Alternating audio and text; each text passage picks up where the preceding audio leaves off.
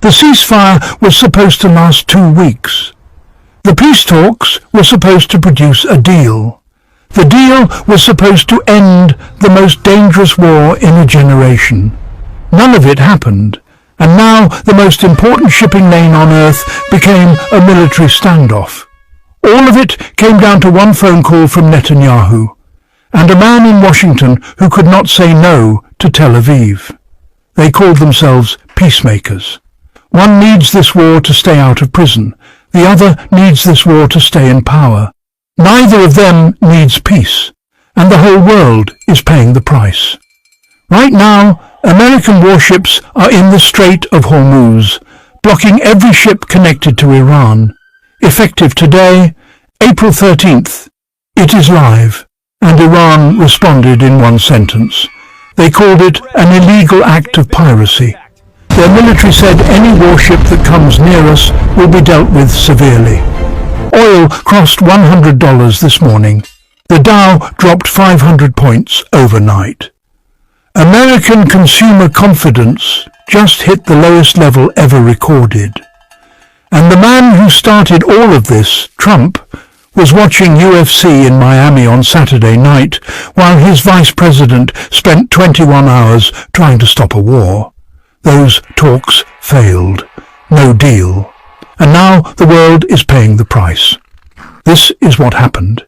This is why it matters. And this is what comes next. 5 days ago, there was a ceasefire. 2 days ago, there was a chance for peace.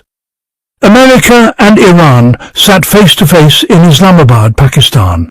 First time in 47 years. 21 hours of negotiations. Iran's own foreign minister said publicly they were inches away from a deal. Inches.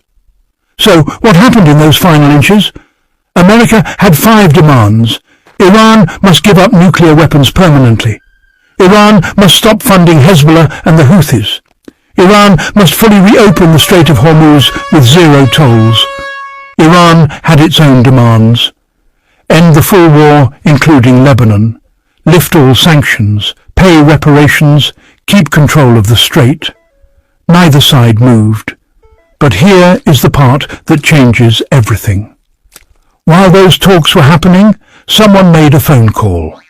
Netanyahu called J.D. Vance. Iran's foreign minister Araghchi said it publicly the moment talks collapsed. He said they were inches from a breakthrough. And then the US side showed up with what he called maximalism, shifting goalposts, and blockade. And while Vance was inside negotiating, Netanyahu went on television and said the battle is not over.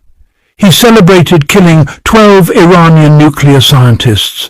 He never once mentioned the peace talks happening in real time. At the same time, Israel was bombing Lebanon. Hundreds of strikes. The ceasefire that Pakistan brokered was supposed to cover Lebanon. Netanyahu said it did not. Trump agreed with Netanyahu. So Iran was being asked to sign a peace deal while Lebanon was being bombed in real time. That is not a negotiation. That is a trap. Pakistan's own diplomats were shocked when the talks collapsed.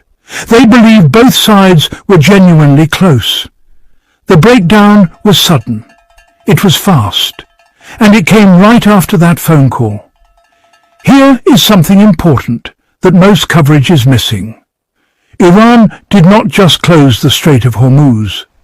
Iran turned it into a toll booth. Ships from China, India and Russia were getting through, paying up to $2 million per transit. Western ships were blocked or seized. Iran was making enormous money off the crisis it created. Trump's blockade is designed to flip that. Cut off Iran's oil exports, starve Tehran of money, force China to pressure Iran into reopening. That is the strategy on paper. But here is what is actually happening on the water. 2 days ago, US destroyers entered the strait for the first time since the war began. A civilian ship nearby recorded the confrontation on radio. The IRGC said on open channel, "This is the last warning. Iranian media said a drone was launched at the American ships, two powers exchanging live warnings in an 18-mile wide waterway. That is where we are today. Iran has three moves right now, and all three are dangerous. Move 1. Direct military attack on US warships in the Strait.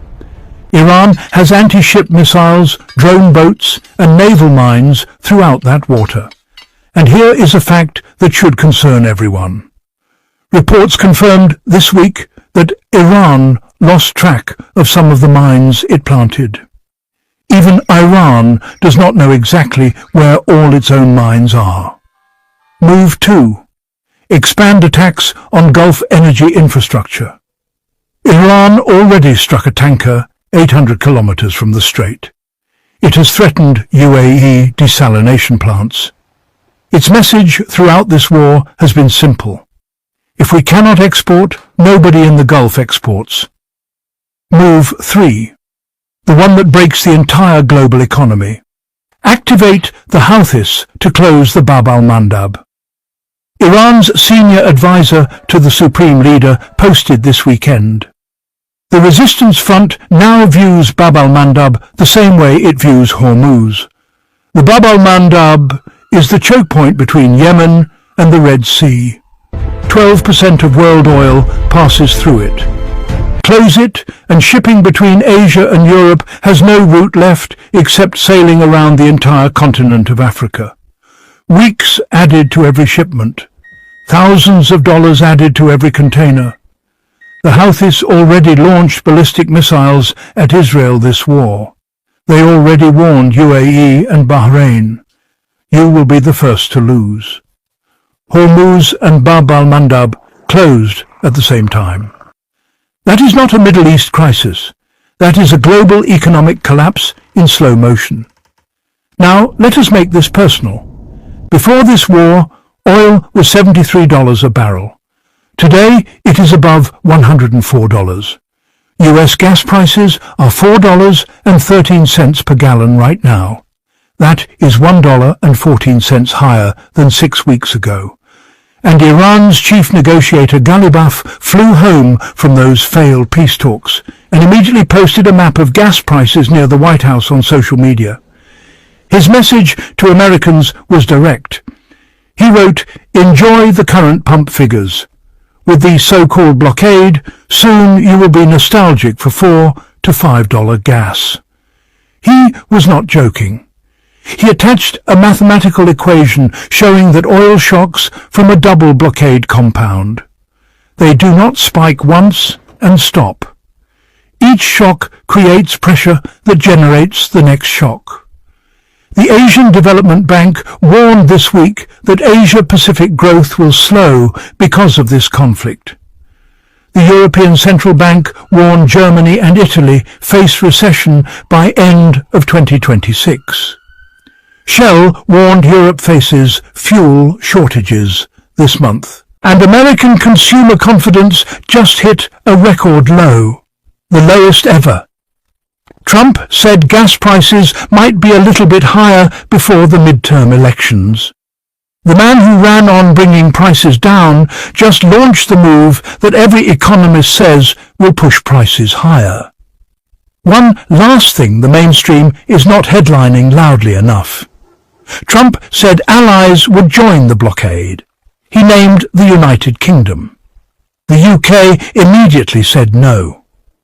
Australia said they received 0 requests from Washington and were blindsided by the announcement.